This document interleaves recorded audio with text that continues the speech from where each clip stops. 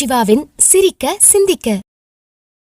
அன்பு சொந்தங்களே, காஞ்சி பெரியவா அவர்கள் கோபம் தவிர்ப்போம் அப்படின்னு அழகாக சொல்லியிருக்கார்.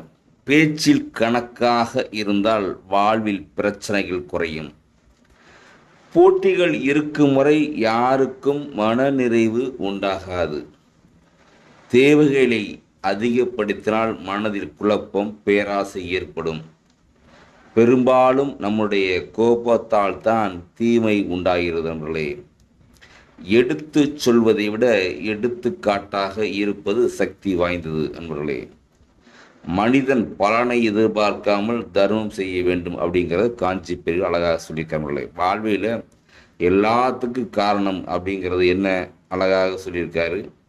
நம்முடைய கோபத்தினால தான் வாழ்க்கையே நிறைய பேர் வாழ்க்கை நாடு நகரம்லாம் அழிந்தது காரணமே இந்த கோபம் தான். நன்றி, வணக்கம்.